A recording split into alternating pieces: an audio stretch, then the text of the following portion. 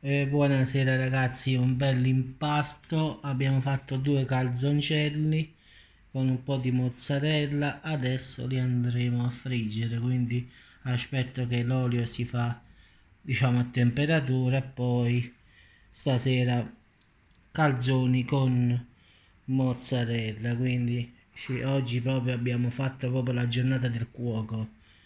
Quindi chiudiamo la serata con calzoni con la mozzarella, quindi ci abbiamo già un po' prima stasera, quindi l'impasto è venuto abbastanza bene.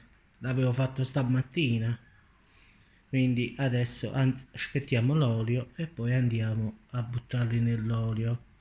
Ecco qui abbiamo inserito il primo, adesso subito a girarlo ragazzi. Ecco qui l'abbiamo girato ragazzi, sto facendo veloce perché sapete che questi subito poi bruciano, si rompono, quindi attendiamo un po' la cottura. Ecco ragazzi che è bello cotto cotto, quindi andiamo a togliere i calzoni, l'altro sta qui, è uno spettacolo ragazzi, forza. Ragazzi abbiamo terminato con i calzoni, penso che abbiamo fatto un bello spettacolo.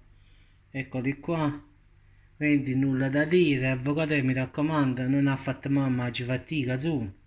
Quindi poi non dire che me ne hanno fatti, ma l'ho fatto io, quindi vedi l'olio sta ancora qua, non dire che poi qualcun altro l'ha fatto a posto mio. Quindi come sempre ragazzi, buon appetito a tutti e la prossima volta che rivivo un'altra volta, nella prossima vita faccio il cuoco direttamente, apro un ristorante. Ciao a tutti ragazzi.